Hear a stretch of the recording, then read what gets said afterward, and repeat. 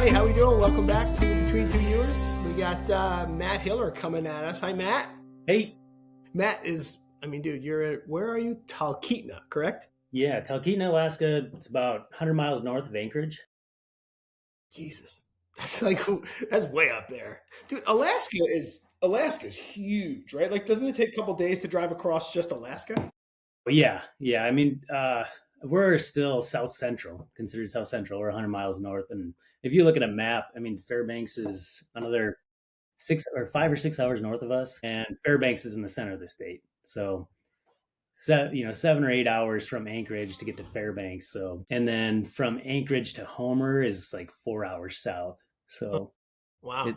Yeah. 'Cause you can drive across the United States in 3 or 4 days comfortably. Yeah. How long does it take to drive across Alaska? We just drove up, was it early October? And yeah, we went from Wisconsin, where my family's from, to Talkeetna in 6 days. Wow. But we were doing 10 to 16 hours on the road. Oh. Yeah. I think it's a total of, it's like 65 hours from central Wisconsin to south central Alaska. Yeah. Yeah. Dude. That hurts my hips just thinking about it. I taught at Aroma 2 years ago, and it was like I just drove through 12 hours. And then I was like, when I got there, I was like, now I know how far I'm never driving again straight through. Yeah. And then a month later, I taught another workshop down in Wilmington. I start losing my mind at about 7 hours. If I was by myself, I think that'd be true, but I had Caitlin, fortunately, so that was good. Yeah. Speaking of Caitlin, holy crap, is she talented? Is she there? Hi, Caitlin. She just left. Her studio's on the other side of this wall, but we have a window. Oh, that's cool. She's probably stoking a wood stove or something, feeding the dogs. I don't know. Dude, her paintings are just amazing. Yeah. It's nuts. She's just been going hard, and we've both been in the studio a bunch lately. And she's got a show coming up this summer at a big gallery down in Homer. So she's working on some really nice big pieces for that. But yeah, it's really cool to see. Just over the last year, her work has progressed. It's fun to watch, right? Yeah. Her depth with like all the leaves and stuff that she does is just amazing. Yeah. And I don't think a camera picks that up. The other day, she had just sprayed a piece with its final like poly coating. Yep. And just the way that surface just like, I don't know, melded it all together. But it was like the darks got darker and the lights got lighter. And it just, this thing just pulled. And so like some of these leaves, they're just popping out of the drawing. It's pretty sweet. It's cool. Kind of like when you put polyurethane on something you just sanded, all the grain comes out. Yeah, exactly. Speaking of wood, so you guys ran did you run a lumber mill at your house or something? Or yeah, I guess trying to figure out exactly where it came in. See, we moved up to Alaska 10 years ago.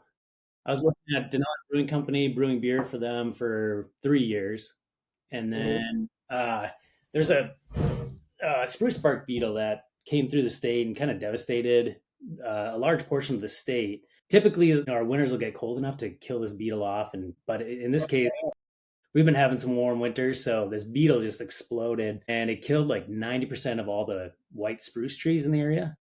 Oh my God. Yeah, so with that, it's a huge fire hazard, and then it's a great resource. So we bought the sawmill because we're building our house and studio. At that time, I didn't even have a studio yet. We had a shell of a house. So yeah, I bought the sawmill just to make our own lumber, make use of that spruce. Mm-hmm. And then we wanted to build a greenhouse, so I looked up some greenhouse just on like Pinterest. Yeah. I saw some of these arch style greenhouses. And I was like, oh, that'd be fun to build, and I like engineering and architecture and all that. So I was interested and it was kind of my creative output. Wood was at that time because I didn't have a studio yet, but I had all the working tools. So we built this. It's an arch, but it's a bent frame sort of structure. And so I build these bent ribs in a jig on the ground, and then from there we can assemble them. But I built one for ourselves, and I wanted to make some like adjustments to it, and so I built another one, and then I built a third one, and I sold it, and I was like, this is really fun, and pretty soon it became a demand for it. Well, yeah, what were they called? The greenhouses? Yeah. Just arch greenhouses. I don't Okay. know. That's brilliant marketing, by the way. No, but I thought you had like, did you have a website for them or something? Or you were like, that was your business for a while, right? Yeah, yeah, and we kept it. We wanted to. So it's funny, the business license. It's what is it? It's art and like I don't know, goods production or something. I don't know exactly, but basically it's an art business, and we're selling these as basically lawn art. Hmm. But yeah, so it's Lofted Acre Studios is the business name, and we Cool. decided to roll with that with the art. We both knew we wanted to be full time artists. That's why we moved here in the first place, is to just be artists out in the woods. Yeah, how great is that? Yeah, yeah. And But you just did a bunch of holiday shows, you were saying? yeah, so yeah, we do a lot locally. 95% of our sales, 99% of our sales are just local. By local, Nice. I mean in the state. But Yeah. we'll travel down to Homer for events. So we try to do one a month. Oh, that's good. Yeah. And how far was Homer, you said? We were just talking about that. It's like 6 hours. Yeah, okay. I'm going down an X rabbit hole right now. I don't know why. I'm just making X's.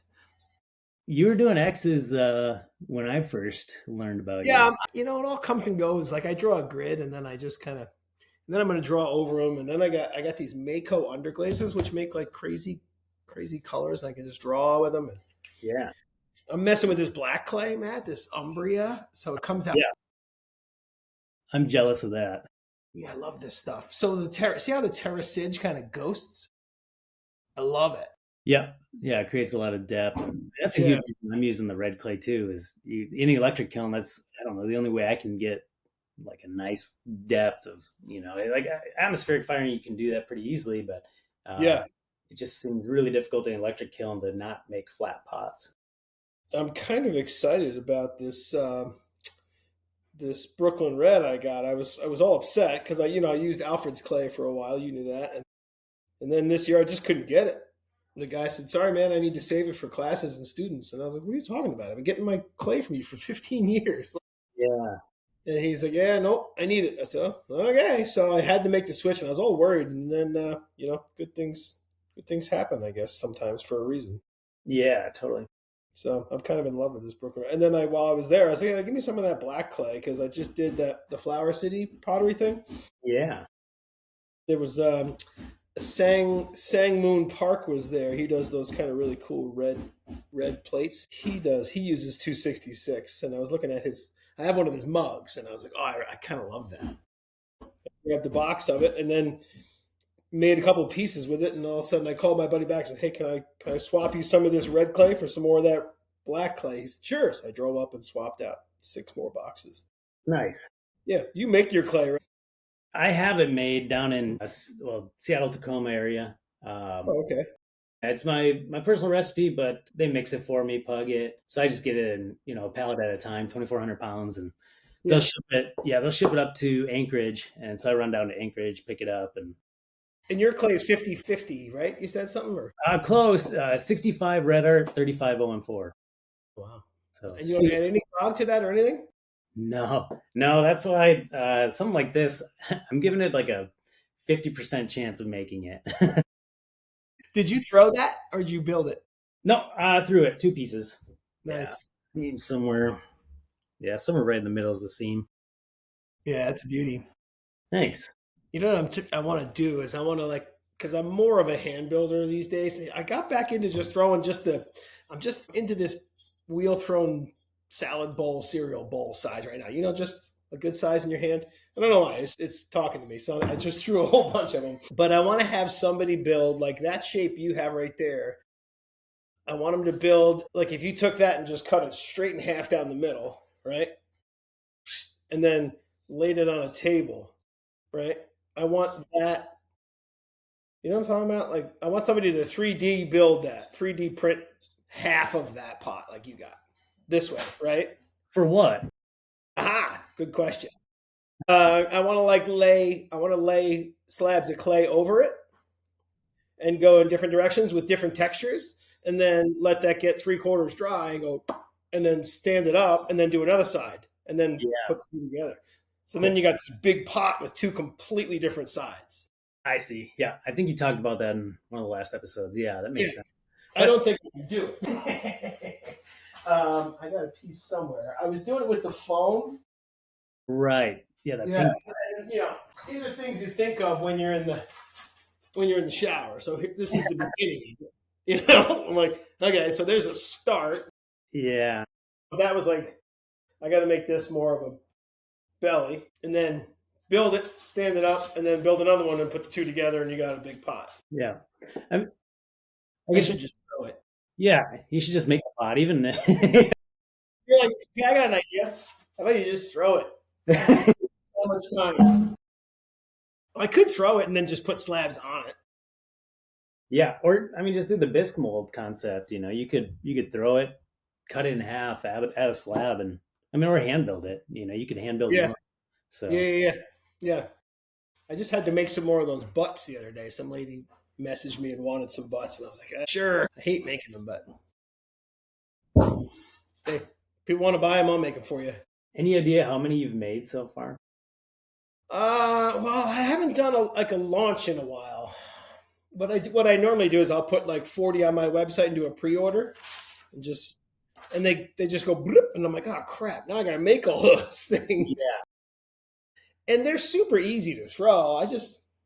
They're you got to leave them thick, so they're more of a good base. Here's the ones I just did some mug butts just the other day. That's super easy, but they got to stay 2 inches thick, and then you just hand build. They're fun. yeah. Is the foot ring area, is that trimmed out later, or is that's just all thrown at once? No, I just throw it. I use the bottom of a paintbrush, just like you do. When it's spinning, it's on the wheel. I just go, bloop, and then I hit it with a sponge to get the edges from being sharp. But sometimes, if it's kind of like plaster, sometimes if they get a little too undercut, you're trying to wiggle your piece out. It's just because as it dries, it's going, it's grabbing. So I try to make them as easy to use as possible, and it doesn't always work. But then, I tried to rush a bunch last year and put them in there and exploded all of them. Yay. Speaking of which, I got to change my elements. I have like 330 firings on those elements right now. That's awesome. Dude, I don't know. I don't know why it just keeps going. I don't want to. I might just change the thermocouple before it fails. I got it. Might as well, right? Yeah, I mean, for the price, it's not even 10% of what a full kiln load of pots is. So if you ruin that, Yeah, yeah. I just got another kiln the other day too. So that's my normal scut, and then yeah, I got that little guy. I've That's kiln an it. even heat. Yeah, It's just about half the size of the other one. My wife does these really cool tree tiles, yeah, so we can just squeeze a bunch of those in there. But I got it for $400, and the bricks are like brand new. that's awesome. Yeah, my buddy's a kiln builder, and he was like, Freddie Frederickson, you went to Alfred. No, so that's a funny thing with with live videos. I love them and I hate them at the same time. I shouldn't say hate. I dislike them because Okay. there's such a lag. So whenever I pop on, and I'll type something and it's a lag, but I think that I need to clarify some confusion there that because I've heard it. Okay. But no, I wish I went to Alfred, but no, Oh, okay. and if yeah, but I went to a small little school in Wisconsin. Well, actually, with Kate Moratz. Oh, yes, yes, yes. You were. Yeah, yeah, but no, not Alfred. He was on the show. Yeah, Who was it that went to Alfred for a semester and then left? I thought that was you. No, maybe it no, was. No, was it Dave Swenson?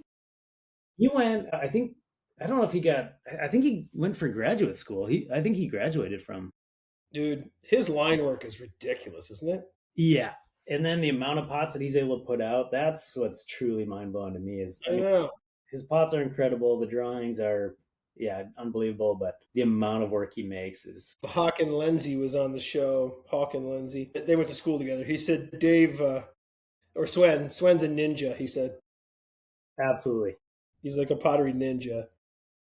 It's funny. We sat together at Aramont. We shared a table. First time we met at a thing called Pentaculum. And it was really great because I could sit and chat with them right at the same table while we made stuff. Yeah, He's just the mellowest dude, and he calls himself a turtle. He's like, Okay. I'm a turtle. But I really love chatting with people like him because you really get a well thought out answer. You know, Absolutely. Yeah. you can tell he's thinking about what he wants to say to you next, which is cool. Right. You know, Yeah. other than me, I just keep blabbering. Anyway, so you're from? Do you say Michigan originally? Central Wisconsin. Central Wisconsin. Gotcha. What made you choose Alaska? Just beautiful. Yeah, the beauty, the adventure, just more outdoors. We like to do a lot of outdoor activities. Yeah. And so it's the perfect place. And we wanted to. We had this whole glorified idea of building this little off grid cabin, being artists out in the woods. And I guess we're doing it. It seems like it. Yeah. It just looks a little different than I had pictured originally. It looks good on paper, right? As I Yeah, say. exactly. Yeah. One of my favorite sayings is, "If you want to make God laugh, plan your day." There we go. Right? I'm going to do this, this, this, and this today. Oh, are you? Nope. Oh, flat tire. Yeah. And I would say Alaska's got a way of humbling everybody. It's like right when things start to get comfortable and easy, Oh, it's just there's a storm coming. yeah, I bet. You guys, you're still in your 30s, right? Yep. Yeah. That's You're turning 35 soon. oh, very cool. Yeah. I mean, I'm about to be 55 in 3 weeks, 2 weeks, Okay. which is just fucking weird, man. What's I don't even know what today. 3 weeks. Oh, you're end of 28. December? Yeah. three Okay. days after Christmas. 28. Yeah. I'm the epitome of the guy who gets half birthday, half Christmas presents. That's Yeah. but sometimes it's good. Sometimes it works out at your advantage. Like they just give you a good present. Right. Cool. Or it's great. And I tell the kids too. You know what's great about my birthday being after Christmas is when you guys are done opening presents, I get more. I love messing with my kids. It's so much fun. That's awesome. My stepson thinks I'm crazy, which is good. Which is great. He's a Yeah. smart kid. It's got you pegged. Yeah, geez. So you've been making tons of pots. Your followers jumped really quickly. Holy crap. Yeah, I got lucky. People are liking what I'm making right now. I wouldn't call that luck, man. I'd say yeah, you make awesome stuff. Well, people really love that star thing you're doing, right? That's so cool. Great Yeah. idea. Thanks. Yeah. I don't know how long I'll do it. Did you ever kick yourself like, why am I doing this? I mean, yes and no. Like, I believe in the work that I'm making right now. So, like, I still find like it's satisfying. Sometimes, I guess, like recently, after some of these holiday sales, I'll have shelves full of pots and then they'll disappear. And it's kind of like, where's all the money for the last 2 months? But that's just a part of it. And yeah, slowly creeping the prices up to make it more worthwhile. Yeah, yeah. It's such a fine line, you know. Yeah, I sat here yesterday. I was here yesterday from 8:30 in the morning until 6:30 at night. Yeah. And you know what? To be honest, I loved it. I'm just having fun. My neck hurt because I was sitting here like this all day, just painting stuff, you know. Yeah. But then you try to sell stuff, and you're like, I want $80 for that, and they're like, it took me at least 6 hours to do that, like. And you were saying like that when you had a ton of hours in that, right? Yeah. I mean, I don't even know. I mean, I've been working on it for 3 days. Some other stuff at the same time, but Yeah, yeah, I'll never get what it's worth out of it. But if it gets people into the booth, to buy something else, like great. yeah. It's an eye grabber, right? Yeah, yeah. Typically, I wouldn't make something like this. Is like I'm so caught up right now and kind of making what sells, and then uh, Nice. yeah, kind of stuck in that. Well, yeah, making mugs and making pots for a living, and as you've probably punched the numbers, like it just takes a ton of pots. So yeah, I feel because both Caitlin and I are studio artists and working art, doing art full time. Yeah, it takes a lot of pots to pay the Sure bill. does.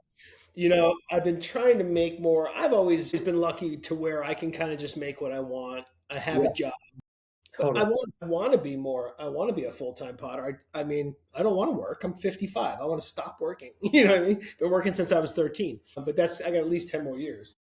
See, and I But love to golf every day. You know what's funny is they say a surefire way to play less golf is to become a golf professional. Totally. Yeah. Yeah. My wife's like, you play all the time. I said, no, I don't. I play 3 holes at a time. I'm like, I got half hour. I'm going to run. I'm going to play 1, 2, and 9, and then I come right back. Dang. Yeah. Yeah, it is what it is. But I was talking to my wife about this the other day because the golf course is literally 2 miles from my house. Right. And then I get to make pots all winter, and it's not so bad. You're living the dream. It's not so bad. But I've been home for almost a month straight now, and I've had a couple things going on, but it's been like you just said. It's just been mugs and bowls, mugs and bowls, mugs and bowls. Right. Because you got to stock up what people want first. Yeah. I want to just make what I want. Yeah. Yeah. Speaking of which, I love those square plates you did. The square platters. It was like last year, I think. Gosh, that was before I was doing any of this, right? The No, decorating. you did that decoration on the sides. Yeah. Yeah. Yeah, those both sold, but I got little guys. I started making little ones like it, Yeah. but Yeah. I held on to these for now. Yeah, I need to make more. Those are time consuming, and I've been dealing with some warpage issues on those, and I'm just stressing the clay. I need to figure out a different way to build them, I think. Yeah. I as I was geeking out down your Instagram line yesterday, I saw that one and boom, there goes an idea in my head. I'm like, oh, I want to make one that has like the four little like 3-inch by 3-inch squares in the middle, and then just slam down the clay on it, and then build the sides up, and then flip it over and build the top up a little, so it's more of like a little ridge around it. Heck yeah. But how do you slam it down, push it down without ripping and making that little corner really thin? Right. I was thinking I got to add a coil to that or something. Yeah. Which wouldn't be too bad. I mean, or you could make them individually. That's actually the exact reason I made these, is I was hoping to make maybe 3 of them that would be put together. But I'd make them individually, and then I'm not sure what I would do below, but something that's sort of like architectural or something that would fill that gap. Yeah. Yep. My wife wants to do like a big 4-foot long like Mancala game for the middle of our dining room table. Yeah. And she wants to do it like Austin Riddle's pots that are just kind of just gouged out. And I said, honey, that is not as easy as he makes it look. Nope. Nope. Yeah. Yeah. What was that? He makes great stuff.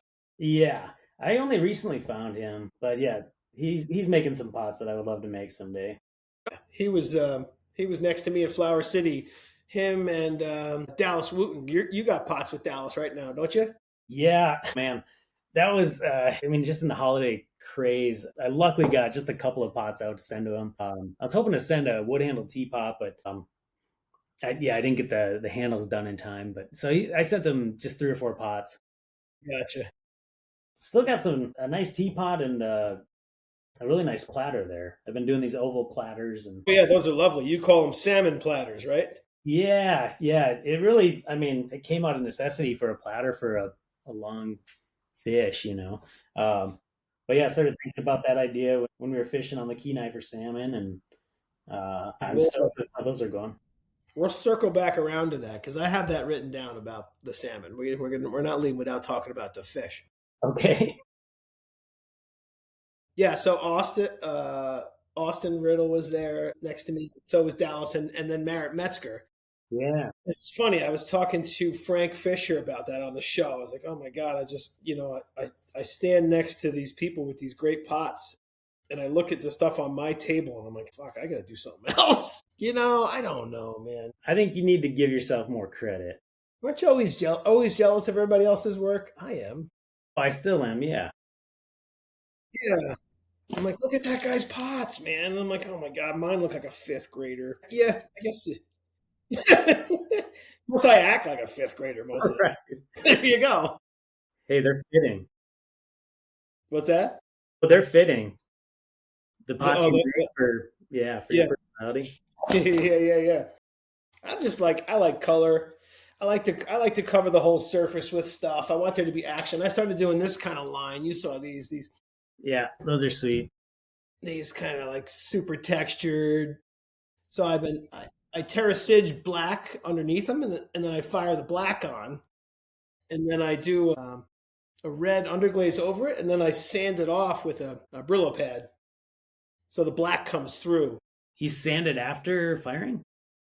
Well, I sand it after I put the underglaze on it. Okay. So after bisque. Okay, gotcha. Yep. Yes, I bisque the black terracige on first. So I'm coloring the clay black first, which you would think I would just use the black clay that I have, but no, that'd be way too easy. Well, why would I do that? But no, so now I just got a whole bunch of colors from, you saw Speedball as a sponsor now, which is really cool. Yeah, you're rocking it. Dude, that's fun. Yeah, so I just did a whole bunch of different colors of that. So I went down that kind of rabbit hole. Yeah, they sent me a bunch of stuff. They sent me one of these things the other day. I'm going to give some of these away. You've probably seen people use these. Oh, yeah. Have you tried it? Yeah, I haven't tried it yet. I mean, it's fun. That would be helpful. Yeah, it's helpful if you're making a million pots at a time, I guess. Right? Well, to avoid this.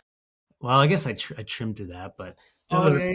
jar I was making yesterday, and like sure enough, even after making a million of them, I'm still trimming through bottoms or making the bottoms too thin. Yep. This one is set to 3/8 of an inch. So as soon as you put it down on the wheel, it's going to do a 3/8 bottom no matter what. Sure. Yep. I'd be curious how the pot stays centered or the ball of clay stays centered while you're doing that. I'm going to find out. Cool. I agree. My wife makes fun of me because, normally I don't do feet much anymore. Yeah. I just kind of tap the bottom in. And she was like, yeah, you gotta do the butt foot like I was doing, like making on the butts. And so I took your mug out for the show. I said, well, Matt doesn't have a foot on his. Anything else you want to say to me? Yeah. Actually, though, my new favorite pots have feet. Is which one?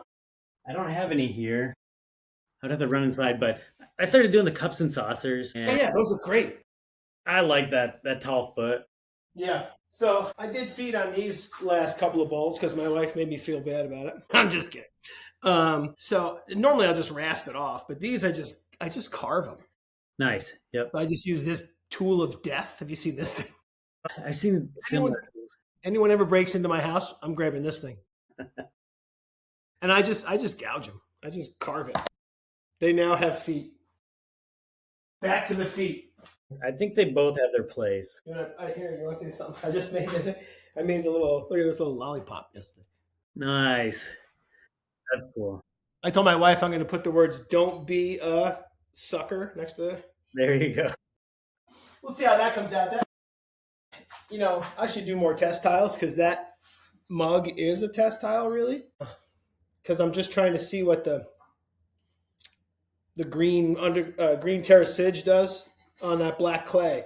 So I don't know. I've always had a hard time with green. I don't know why. Yeah. Green burns off. I've tried Chromox. I've tried everything. But I still got your green. Yeah, the one on that, it's the same one on that mug. That's the one you're trying, right? Yep. Yep. I just did, my wife's got a holiday sale. It's down there. I made a box and I did that green on it. And it works. The only way I can get that to work is on that black clay or black sage or something? Well, black sage. Yeah. I did it on the black clay. I don't know. It's very finicky. I do test tiles. I am responsible. They're in there somewhere. Yeah.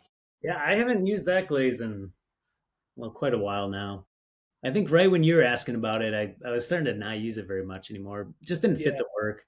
It doesn't have the transparency that I wanted. It's like flat. For that mug, it was great, but for this new stuff, it just didn't make sense. I have the blue you sent me too. That one I really like.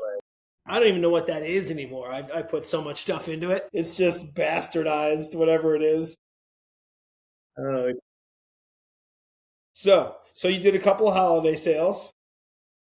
They went well. You sold a ton. Yeah. I don't have. I think I have like 2 oil bottles and a bowl left. I think is all I have. Wow. And this coffee pot. Wow. This guy. How do you feel about? You see that little blemish? Yeah, a little knob right there. Yeah. Is that a blowout hole? What is that? Yeah, it looks like there was some organic of something in there, but it happened in the glaze fire that it popped off a little bit. I mean, it's pretty much smooth. Well, I shouldn't say smooth. Like you can feel the bump, As long but as it's not sharp. yeah, and it's glazed. I don't know, but I took $50 off these. So if somebody wants a cheap teapot that's got just a small little blemish. Yeah, that's nothing wrong with that one. I would not say that was a second. You know what I mean? Yeah, I'm just trying to. I don't know. Trying to. I know, like we've talked in the past about, my pots are really tight Yep. and yours are loose, and I wish mine were more like yours. But I'm kind of trying to go the opposite direction right now and just go as tight as I can. If that's where I'm As you can. going, Yeah. yeah. So Which is very cool, and it's yeah, that's admirable. I don't know. It's kind of like making a big pot. Can I make a big pot? Yeah. Did somebody order one? No. right, So if I go ahead and make a big one, at least you're going to bring that one to shows, and put it yeah, on display. right, Mine will just be 25 pounds of clay that I takes up an entire kiln and sits in the corner of my studio. right. Yeah, really. This is right as I started doing this flower decoration, and it's like a pretty big jar, and like it gets a ton of attention at Yeah, events. sparkly. So, and I know it's going to sell one of these days. So I was like, well, I need to make another one. So Yeah, a big brother. I want big. Imagine that was the shrinkage rate. Yeah, This is where this one started. right.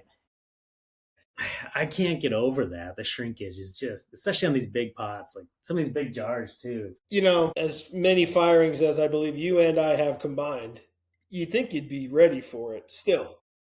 right. I mean, I got a couple of bowls up in my kitchen cabinet that came out so freaking small. Yeah, What happened? The weird thing is, like, the kids love them. They're like the perfect size for a little serving of ice cream or something. yeah. We were actually just talking about that. I got this funny Warren McKenzie bowl in an auction. Yep. It's the kind of the goofiest little pot, but it's amazing how much we use that one. Yep. And yeah, it's like that awkward size, but it's kind of perfect for like a little bit of yogurt, sauces, salsas. It's funny when like you go into your kitchen cabinet and you got 30 mugs, but you know which one you want. Yeah, And it kind of varies from morning to morning for me. big time. Yep. Isn't that weird? You're like, I'm not in the mood for that mug today. I think of it as like sound and songs. It's like when we come up to the studio, every day's different. And like people ask me what kind of music I like, and it's all over the board. From Yeah. classical to, I mean, sure, Western country, and Yeah. we'll get Beyonce or Yeah. Cardi B going if we're feeling it, Metallica, Nice. Yeah. Nirvana. It just depends. That's really funny you say that because I was an hour ago. I said I got to mention that to Matt. I had on Indian folk music. Nice. Like it doesn't really much matter to me. It's got to be in the background. But then that'll drive me nuts, and I'll put on some jazz, and then I'll put on some. You know who I've been digging out to lately? Remember Cypress Hill? I know the name, but I don't think I'm so bad Yeah. at names, but I probably know the music. Yeah. So you're almost not old enough to remember Cypress Hill. When were they around? Be real, rappers from the '90s. Okay. But yeah, he's still making stuff. So I geek out to him and Eminem, and Yeah. that's just something that keeps my brain going in the background. Right. My wife listens to podcasts and stuff, and sometimes I'm so lost in decoration, I'm not listening. Right. So I don't want to like waste time on a podcast if I'm not going to listen to it. Yeah, we do a lot of podcasts, but it's usually like in this case where I'm just making flowers or decorating flowers. I can kind of tune this out, and it's usually pretty like background meditative. So we'll listen to podcasts at the end, but if I'm throwing or trimming, not a chance that I'm Yeah, you listening. can't hear. Yeah, you're not there. Yeah, I've But been listening to the Nightingale. Actually, have you ever read that? I know I didn't. His name, Kristen Hanna. Pretty interesting. Good story. I don't get enough time in the car. Like you look down at your audiobook, it says 12 hours left. Like really? Wow. I got to go for a trip Yeah. Come because up this. here. What's What's Take that? the Alaska Highway. Come on Wow, in. dude, I'm almost as far as I could possibly be. I'd love to come up there and go fishing. Let's go. I told you we're gonna circle back around. Yeah. Was it last year you posted like 40 salmon? Yeah. Ooh, We try to go every year. It's pretty awesome.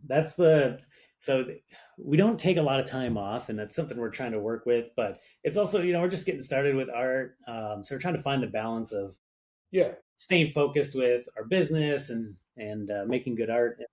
But in the future, things need to change where we take more time off. But the one time that we do schedule time off is during the salmon, because that's just, I mean, it's crazy. I mean, we have just a freezer full of fish. Yeah, I was gonna say, dude, you got months worth of food right there. Yeah. So, and the red runs on the Kenai have been really good lately. Actually, this last year was something like 4 million fish went up the Kenai. What? Yeah, and then the escapement. So they like to have like good like numbers of fish getting upriver. Oh man, I don't even remember. It's less than 1 million fish that they want to get upriver. Otherwise, if you have too many, they get competitive, and then you have a lot of die off, and the rivers just can't hold that many fish for them to Yeah. reproduce well. So yeah, this last year with 4 million fish, it was just unbelievable. It's kind of like the photos you see. The water is really murky, or I shouldn't say murky. It's glacial, and so it's silty. So you Yep. can't really see into the water. But there are times where there's just so many fish, they're pretty much piling up onto the surface. And so you can see that line of fish. It's wild. And you posted a picture of the fillets, man. That's a different color than the fish you get in the store.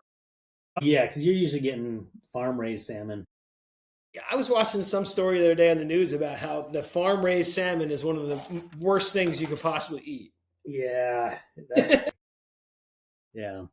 No, it's pretty cool. I mean, it's also something kind of awesome about salmon is it's one of the highest sources of natural vitamin D Yeah, in a food source. But and yeah, being up here in Alaska, like we need that. So it's just weird how that kind of works out. yeah. I take vitamin D in the winter. I can honestly feel it dip. Oh yeah, And then, I just went to the doctor the other day and they're going to do, they do blood work like they do every year. And that's one of the things they check is vitamin D. really. Yeah. Leads to anxiety, leads to all sorts of crap. Yeah, I mean, it's a huge problem up here, to be honest. Yeah.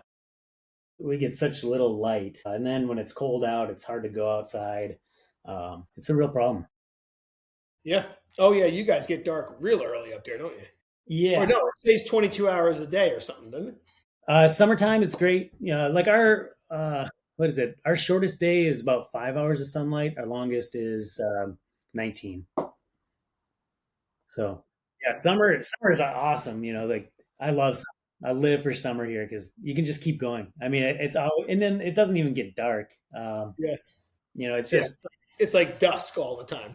yeah, exactly. I used to when I was in the Navy, I lived in Keflavik, Iceland. And it was Okay. the same thing. Yeah. It was weird. You come out of the bar at 3 o'clock in the morning and it's broad daylight. And you're hammered. You guys got dogs, cats? We have two dogs. One's a Siberian Husky rescue, and the other is an Alaskan Husky, a retired sled dog. So she ran the Iditarod in 2016. Really? Yeah. That's cool. The Iditarod's 1,000 miles, isn't it? Dude, she deserves a break. Yeah. Well, Poor girl. so her name is Patsy. She was from the Country Legends litter. So a lot of the mushers around here, when they have a litter, they'll come up with like a theme. And so there was Willie is her brother. And actually, I think, Caitlin, was it Willie that ran the Iditarod this year? Yeah, Willie, her brother. So she's Dolly. Yeah, so Dolly Parton. This is Patsy Cline, our Patsy, and then Neat. yeah, Willie Nelson. Yeah, so they're all from the same litter, but yeah, her sister ran the Iditarod this year, and That's so cool. but they're how old are they, Caitlin? 12. Yeah, she's 12 right now, so she's getting old. Both of our dogs are 12, but yeah, she gave up after 500 miles. I actually don't know the story why, but yeah, Retired. yeah, yeah, she's like, and that's totally Patsy's demeanor. She's just like she goes hard, and then she's just like, all right, I'm done. Yeah, no. What did she do for the other 500 miles? Hopefully somebody picked her up. Oh yeah, it's crazy. They have checkpoints every so often, and so they can just drop them off, and they get flown home back to their dog handler back at home. Yeah. It's amazing what goes into the Iditarod. Here, we're just I don't know, 30 minutes from the start where they actually start the Iditarod. Cool. Yeah, so there's a ton of mushers in this area. So we'll be driving down the road, and there's trails along the road, and so you'll just see mushers. Just pretty much That's every awesome. time we head south, if there's snow, there's a musher on the road. Uh, That's awesome. yeah, That's like the Amish for us up here. yeah, exactly. You're like, why is that guy riding a horse? Hey, you get a truck. Right. Those guys work so hard. Yeah, yeah, they're incredible. In Wisconsin, there's a huge Amish community, and pretty cool. Yeah, they do those barn raisings where they all get together and put up a whole freaking barn in a day. Yeah, there was, oh man, it was years ago. My parents had a little cabin on a lake in western Wisconsin. Mm-hmm. We like to go water skiing and all that. And the neighbor was having some work done, and it is big like Amish country, and so the Amish get hired to do a lot of the roofing projects and different things like that for, I mean, just everything. Mm-hmm. But so the Amish were working on the neighbor's cabin, and they would see us out there water skiing, and they would come over and just like want to watch, and then pretty soon they asked to like ride in the boat to watch, and then the one kid, it was kind of like a hush hush thing, like I'm Yeah, gonna, yeah, yeah.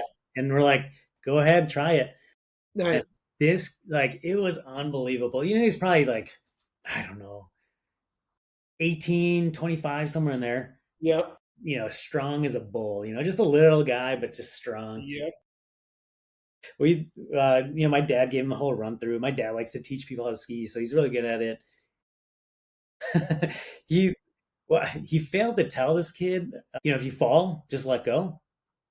He refused to let go. Oh, no. Dragging him through the water, and he was just all over the place. But obviously, we stopped. But one Yeah. of the most incredible things in the world to see somebody Oh my gosh, that's hilarious. underwater, and they pop out like, oh my gosh, he's still on. And, Yeah. stop. Dad, stop the boat. I grew up on Long Island, so I grew up water skiing all the time. Yeah, cool, Oh, I loved it. I used to have like a little 17-foot Boston Whaler, nice. little like 80 horse on it. That thing just flew. It was just dragging little kids around. It was great. Yeah, We used to chase seagulls. The seagulls would be sitting in the water. We would try to catch them. You can't catch them. yeah. Is that legal? No. Okay, you might want to edit that out. We've met the police a few times on the boat. Gosh, Good day, officer. jeez. Things were different in 1984. Yeah, that's a while ago. What was I going to say?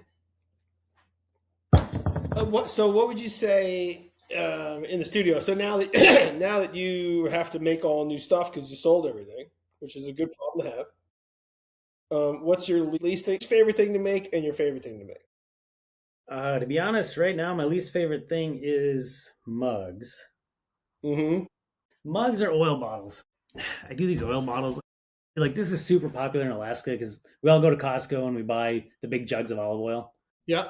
Yeah, so I sell, I don't know, 20 of these at an event probably. It's just like, that's one of those things that I have to make every time. Yeah. I keep the shape pretty consistent. Mm-hmm.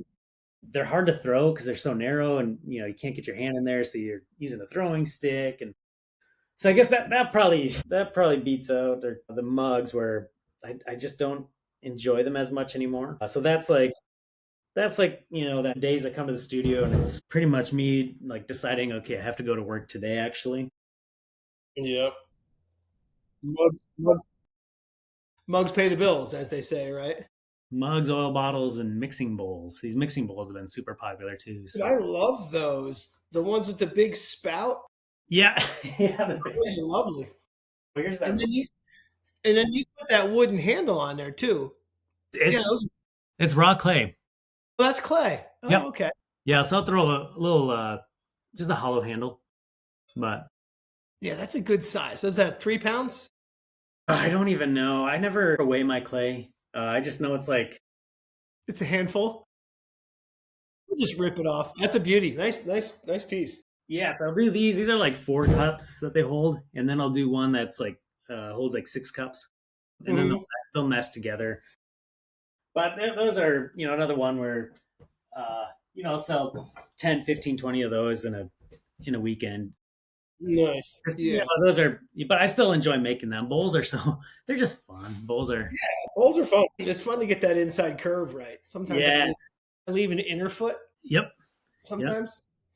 Um, How do you get any like feedback on those? Like, do you get any flack for like, the inner foot. Some purists say you got to make that line go. Like sometimes I'll do it on these. I make the line go all the way to the bottom.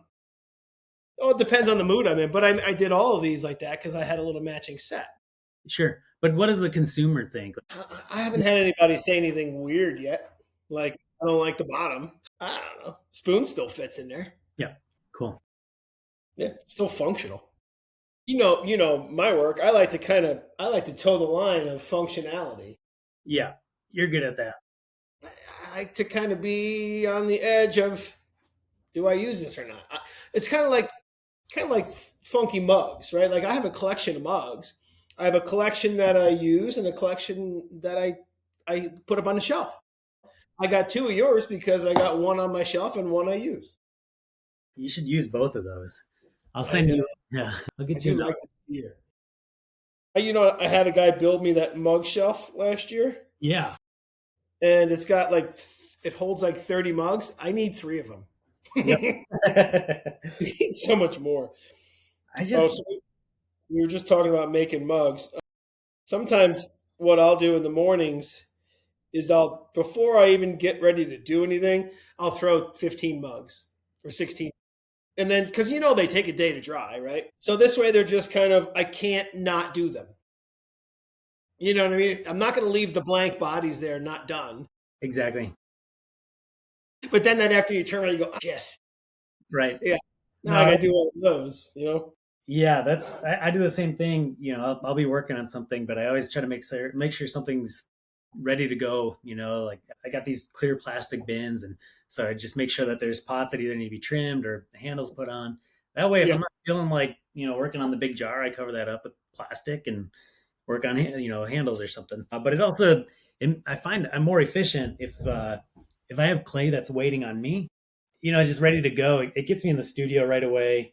It's like, oh shoot, I gotta go work on whatever it is. Or if I got some platters drying out behind me, it's like, okay, when those are dry, they're ready to go. So I need to get done with these jars. Yeah. It's like I'm tricking myself and being, I don't know, efficient, I guess. Yeah. And it's also kind of a way to force yourself to work. Sometimes I'll come down in the morning and it's one of those days where I'm like, Yeah, I'll just roll out a slab exactly.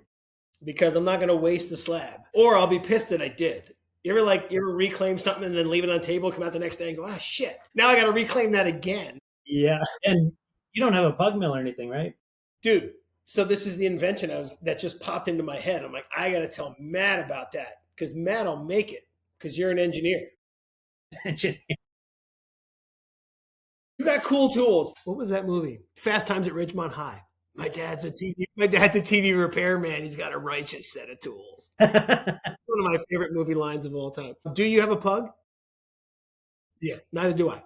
Because they're ridiculously expensive and they take up a lot of space. I saw one like from a school auction I could have got for cheap, but it was like 8.5 feet long. Yeah. So here's my idea: a pedal pug. And that's the name of it. The pedal pug. Man. Just make the gears go high, low, right? So it's the turnover ratios, whatever they call that. Yeah, the right? gearing, yeah. Yeah. The gearing would be so insane. This thing's gonna turn this fast. Work with me here. Work with me. Oh, I'm listening. See what I'm talking about? You just if you're looking for an investor, I'm out. Hey, you didn't let me finish my pitch. Enough. I think it's a great idea. Of course. It depends on the ratio of how to get that thing spinning. Because it would have to be kind of you can't be that hard to pedal, right? You have to make it as easy as you can to pedal. Yeah. Man, have you ever ridden a bike up a hill? No, I get off and walk it up the hill. And why do we do that, Michael? Because it's hard. All right, so let me just cross off my pedal pog idea. Yeah. Nope. Save that question for somebody else. Yeah, see? I'm out. Wrong guy. Do you lathe your handles? You put them on a lathe? Yeah. Yep. For the wood ones, actually I got some teapots here. Yeah. So this is all part of, before I had a studio to make pots, I was making a lot of stuff out of wood. Yeah, so I ended up buying a lathe, and that was kind of my creative output, turning Yeah. out a lathe.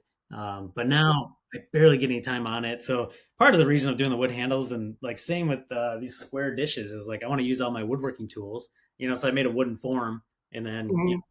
I get to use the lathe again. Do you epoxy them on after that? Yeah, so it's kind of, this is an old one and it's cut too short, but it's basically that. It's a mortise and tenon joint essentially. Mm-hmm. And then you know what? Do you do like a shrinkage calculator on that to make the hole perfect? Nope. I turn the handles to match the teapot. Gotcha. Yeah. So yeah, let's make it, fire it. But yeah, so this one you can see a little bit longer, and I'll put these grooves in there so that the epoxy has something to grip to. But they fit pretty good and tight, once they're in there. So it's mostly Does it go through to the inside of the teapot? No. So this little guy, obviously, like you have that distance, but then when I attach this little disc, let's pull that up. I don't know where you can see in there, but Yeah. let me see. You gave it some space. You kind of bent it out. Can you see it there? I don't know if you can see, but yeah, I'll just take the back of a tool, and I'll pop that teapot in a little bit further, just like I do the. Yeah. So that way cool. I can get way in there, like half-inch in. So you can feel that little bump on the interior. Yeah. It's not poking through though. Hold on, I gotta let the dog out. She's being a pain. Hold on. Her older sister taught her that, to stand by the door and just go, "Oh, all right, I heard you." Sheesh. I mean, that's better than making a mess in the house. That's very true. It's very true. So you taught at was that Rain City, Clay? Where's that? Oh, that's coming up in March. Where's Rain City? Seattle. Very cool. Schwarzkopf.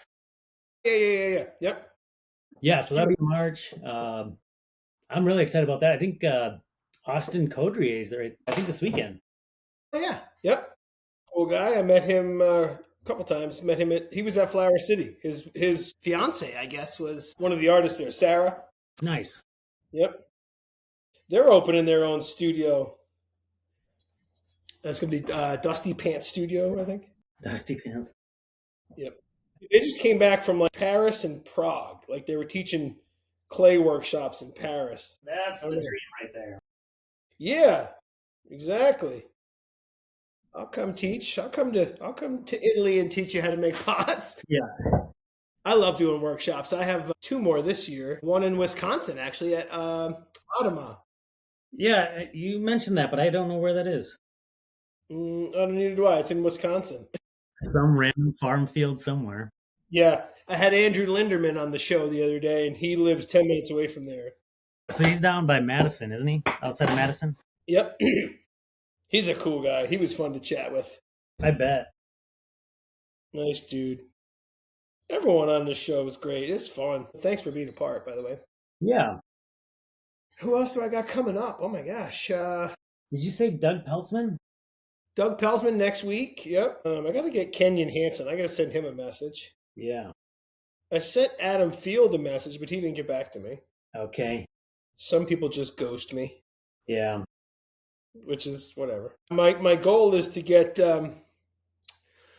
what the heck is his name? The actor there that's making pots. Oh, yeah. Seth Rogen. Seth Rogen. Yeah, I want to get him on the show.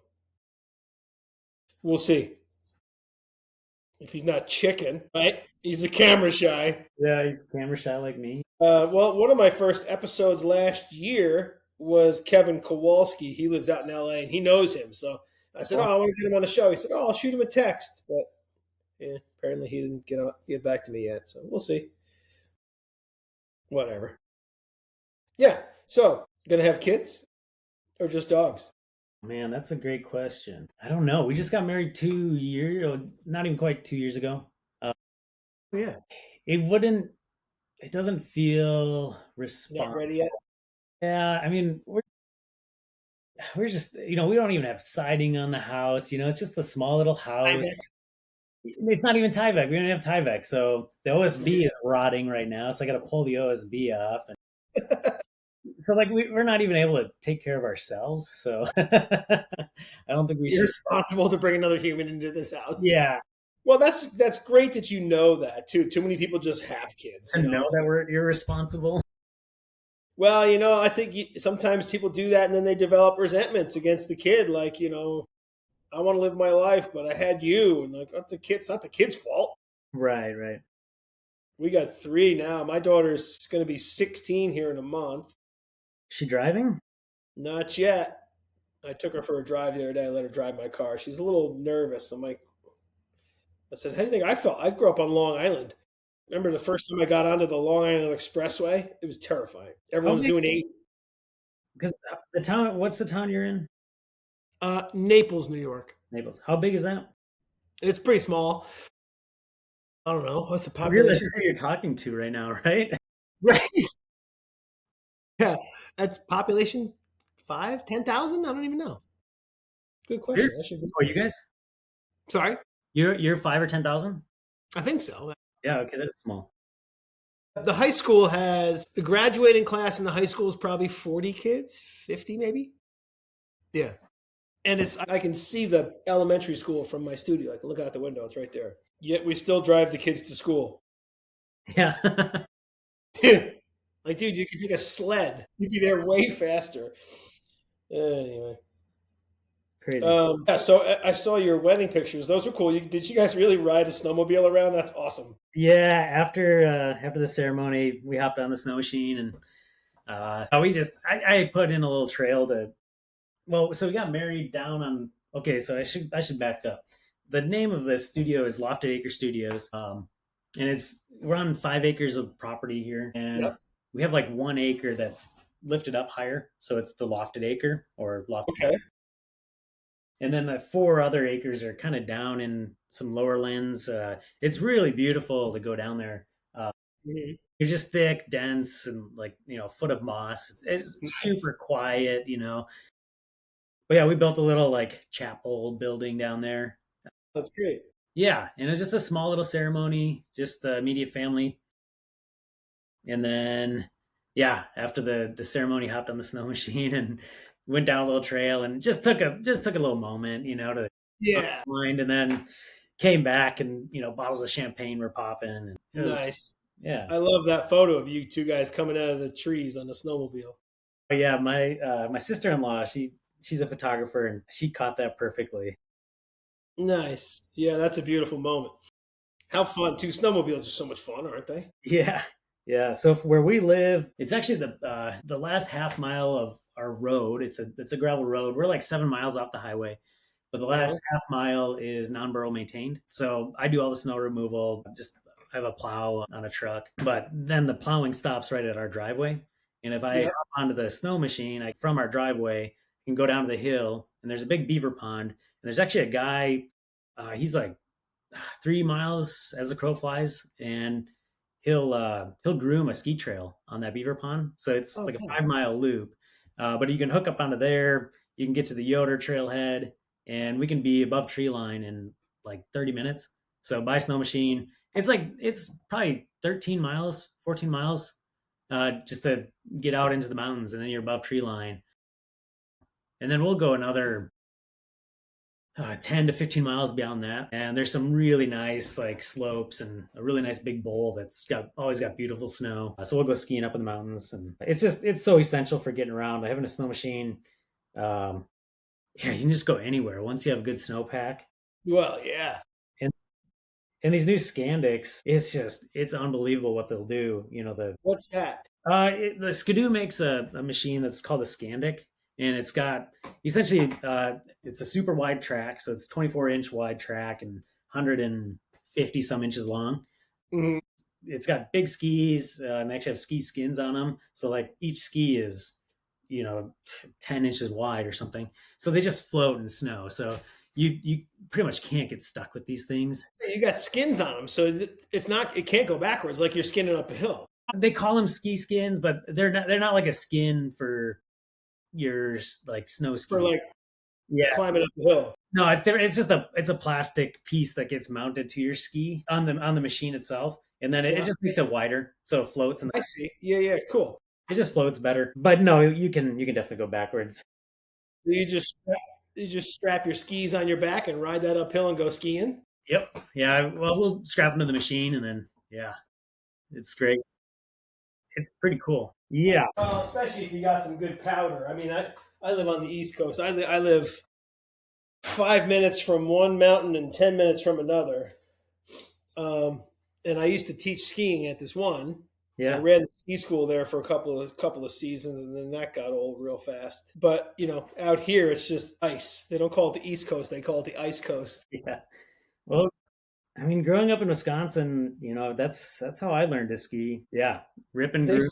say I've heard people say East Coast skiers are better skiers because they know how to use their edges, but Yeah. I do not know how. And you don't want to fall on that. When you're skiing powder, you can fall, and who cares? But Yeah, I was watching this like YouTube thing with my stepson. These guys were building this big header jump, and they were doing backflips off of it. And I was like, that's great when you're landing in 2 feet of powder. yep, Like you try that up here and you don't land it, you're breaking your collarbone. exactly. You know what I mean? I mean, yeah, had a pretty bad ski injury in Wisconsin. Yeah, I launched off a jump and I just biffed it and landed on my back. And I mean, to this day, I've got back problems. And Really? it's getting worse. Yeah, Last year was the first time in my life that my knees hurt after I skied. I'm right there with you. I I'm might be. not happy about that.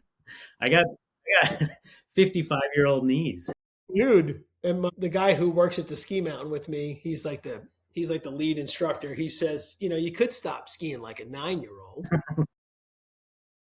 Wait, that's no fun. I want to hit jumps and dip into the trees. And Totally. Yeah. yeah. Oh well. I ate it a couple years ago. I got a buddy of mine that's he's a ski patrol and he used to teach out in Jackson Hole, and he's just a really good skier. He'll jump your car. You know what I mean? He's one of those guys. He's nuts. Actually, he was practicing with the sled, the ski patrol sled, Yeah. and he hit a jump with the sled. He sent it. But, he would call me up, dude, let's go skiing. And I'm like, when I get a chance to go with him, it's just freaking fun because we rip. Yeah. Like, all right, I'll be right down there. And when you get 6 inches of snow here, it's wet and heavy. You've skied in that. It's like, it's different skiing. So he's such a good skier that I used to tell him I have to like risk my life to keep up with him. I'm not going to let him lose me. So then we're zipping down. We're doing about 6 runs in, and it's heavy. So your legs are getting tired quicker. Yeah. I was telling my wife about it. I said, you're going too fast when in your head you think, I should slow down. And by the time you think that, it's way too late. Too late. Yeah. I tried to take some speed off, and I went like across the hill, like we are flying. And I was like, and like this ski caught like some, and I went that way. Yeah, and I hit my head this way, bang, Dang. dude. And I got he's a ski patrol, so he gets to the bottom and he waits for me, and I do that, and I ski down and I ski up to him. I go, how long does it take for a concussion to kick in? He goes, that's when I knew you were okay. He goes, because if you had a concussion, you wouldn't have said that. All right. So no helmet. No, I had a helmet, but it freaking hurt. Yeah. Good. Oh my gosh. Yeah. No, if I didn't have a helmet, I would have had a traumatic brain injury. I was doing 30, while trying to slow down. Right. Yeah. Anyway, you taught a workshop at university. Is that Anchorage, Alaska, UAA? Yeah. So UAA, that was last March. And then, what do they call themselves? University Southeast? Is that it? Caitlin? Yeah, University Southeast. I'm so bad with some of this stuff, but that's down in Juneau. So that was, when did I go? This fall sometime? September? Yeah. Yeah. Yeah. And then doing one up in Fairbanks in April. Cool. So, yeah, Yeah, workshops are fun. yeah. Well, I didn't think I would like them because I'm generally pretty shy. I mean, as you know, like this isn't my thing. But Doing great. when it comes to workshops, it feels right. I don't know. I think it's because I enjoy talking about pots and Yeah. you're people that want to hear about pots. And I think otherwise I'm socially kind of awkward and I'm just thinking about pots in the corner. But so generally I'm not good to talk with. But yeah, in a workshop, it's just like my element, it feels like. Yeah, they're fun. That's great to hear because I think you'd probably be a good teacher, and I'm sure people want to pick your brain. I like teaching them because it's just fun for me. Like I was telling someone the other day, that's the whole premise behind this show. Is like I just want to sit and make stuff with people. It's fun. I might do another workshop here at my house because right where I'm sitting now, I think it's a 10 or 11 foot table, yeah, 11 foot by 4.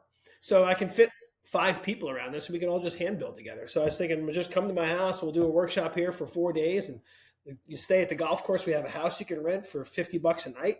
That's so cool. Sounds great to me, but I don't know. I think people are holding on to their money these days. You see that where you're at? Yeah, more and more. I know I am. As we go into Christmas. Oh my God. Yeah. What are you making, a salt cellar? Yep. Salt cellar. So I just did the Yeah. line work, and this lighting is terrible. I'm trying to. You're gonna cut the. Yeah, so I'll do this carving away first, and then I'll go back, draw my line, and then carve it out. And then carve it out. I have a note to make some salt cellars because I was going to do some like that on my. Yeah, that's Yeah, perfect. yeah. If I just do it off the bowl, but I can really just make just the top.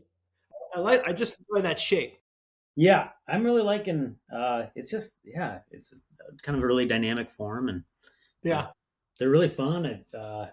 They're just really fun to hold. I made a tiny one that I ended up keeping for a guy, but you can put this in your pocket. Yeah.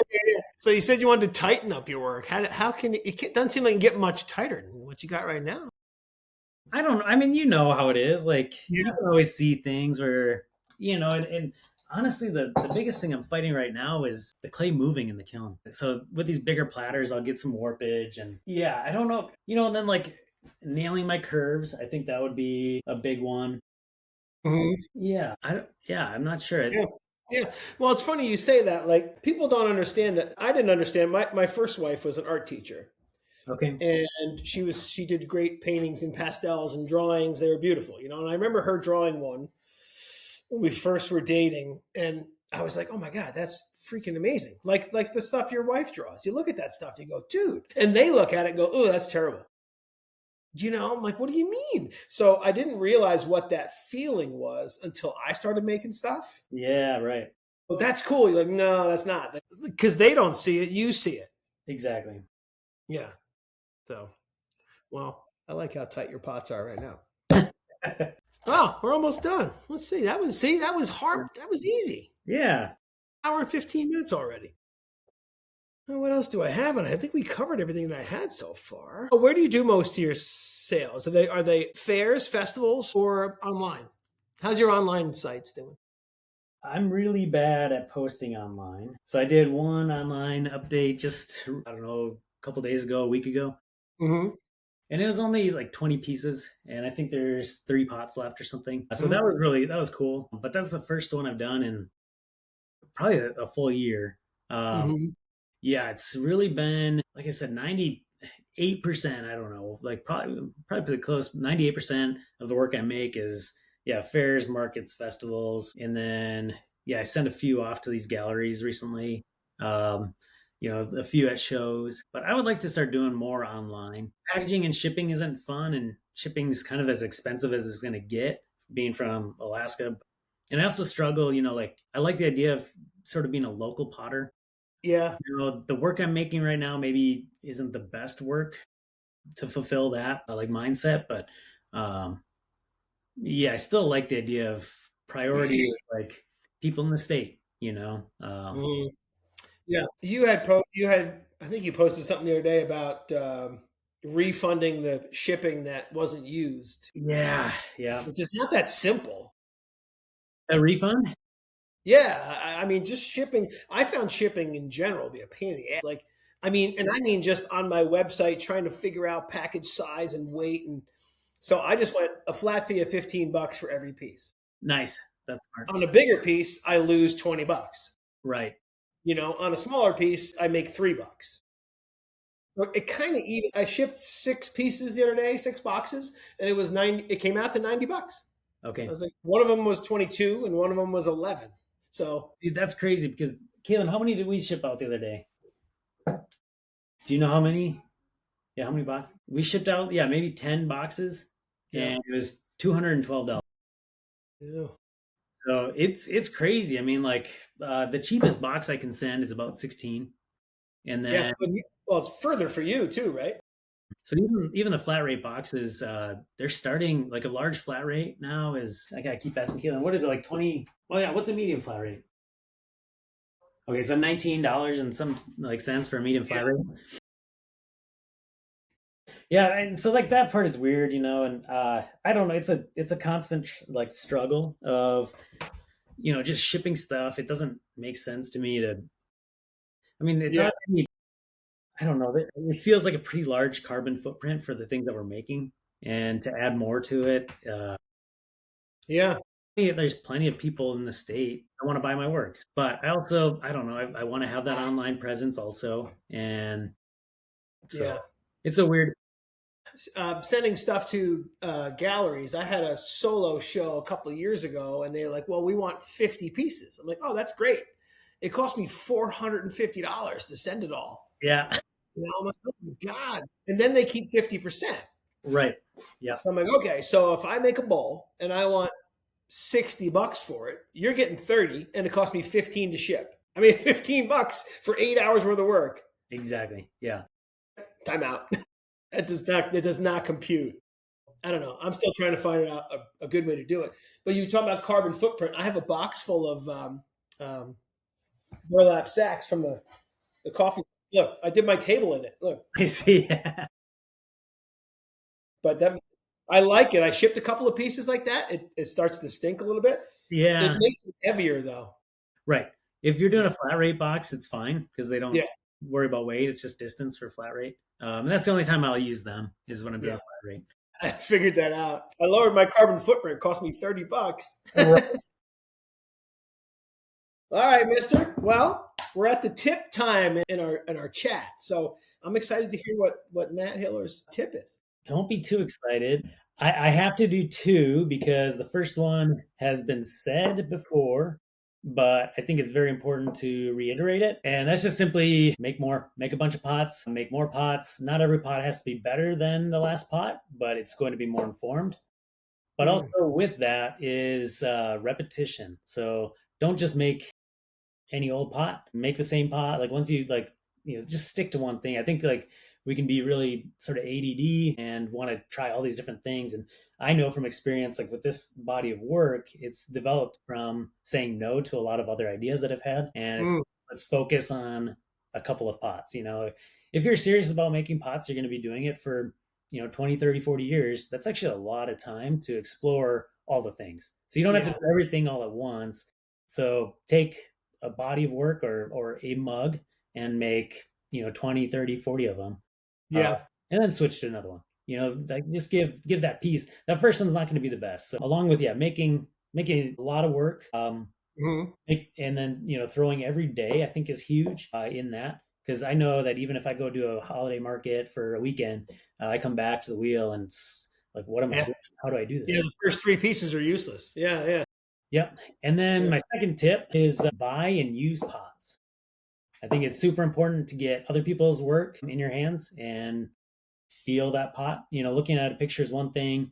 And I know like a lot of people have this like thought, like, why would I buy a pot when I can make it? It's like, well, you can't make that pot. And then mm, to have it in your hands, I think it's super important. That part of, I left school. I dropped out of undergrad and I had like $50,000 worth of student loans. And part of yeah, that was because I had probably spent, I don't know, ten to $15,000 on pots over the years. But the way I look at that is, this is all knowledge. Like I'm just looking at my studio at all the pots that I've purchased over the years, and um, I can reference them at any time. Mm-hmm. Yeah, just holding, like, especially like professionals work, somebody you really admire, get their pots in your hands, and that way you're feeling what they're feeling. I think there's just so much to it that it's important to buy them, but then also, yeah, use them. Every Yeah. single pot that I have, we use. You're kind of talking like you have a shelf full of pots that you don't use. We have, I have obviously shelf fuls of pots, just because my house isn't big enough. But I got what you can. I don't know if you can see You that. need more space. Yeah. Yeah, I think there's like 100 mugs just sitting around my Yeah. window there, Holy moly. and we'll just swap them out. There's not a single mug here that's off limits. I have some essentially like priceless pieces, but we use them. Yeah. I keep them separate because I have kids that empty the dishwasher. That's right. And they go clink. I go, dude, what are you doing with that mug? I'm like, let me get it. But I like what you said right there, that the line you're working at and you're playing with now came from saying no to a lot of other ideas. Yeah, That's really interesting, right? Because you got like your ADHD was like, ooh, let's make this, like, ooh, squirrel, and you're like, no, God, focus. But that's interesting. yeah. I mean, even that mug, like the mug you're drinking out of, like that's, well, I mean, relatively old. This body of work is pretty new within the last year, um, but it's built off of that. But Yeah, I was all over the place. I'm still making that mug form. I've changed it a little bit, yeah. but that was those concentric rings, and I'm expanding on that with this idea of concentric rings and orbits and space. And I don't know if you can see it. See it? I think there's a crack in there. shoot, really, is I it? think it is. See it right Yeah, there? is it? Did it done? No, it's probably one of my kids. Doesn't make a noise though. Yeah, she's good. Yeah. Yeah. But yeah, I mean, you got to like, yeah, put your head down, make a ton of mugs. And I didn't realize that actually when I was at the Rochester Folk Art Guild. I was there for a couple, 3-4 years. And there was this lady, she was the matriarch, she's been there for 50 years. I'd throw a mug and she'd say, now throw 50 of those. And I'm like, I don't want to throw 50 of them. She goes, you're going to throw 50 because it makes you better. She used to make us do, she would say, take 3/4 of a pound and just throw as tall of a cylinder as you can. And then just take another one, throw as tall as you can, and then throw it in a bucket. You're going to reclaim it anyway. Exactly. It's like practice. Exactly. Yeah. Well, very good, sir. Also, before we go, tell everyone here, website, galleries, places to find your work, and places to buy stuff from you. Yeah, so there's a couple of pieces left on the website, which is Lofted Acre Studios .square.space or .square.site. Sorry, but if you just Google Lofted Acre Studios, I don't think there's any other one. Yeah. And then yeah, I post quite a bit on Instagram. I'm kind of struggling right now I'm getting bored of it, but yeah, you can find me on Instagram. I try to post regularly, especially if we're doing an event or something. We post a lot about that. But that's hiller.matt. And what were the other things? Oh, galleries.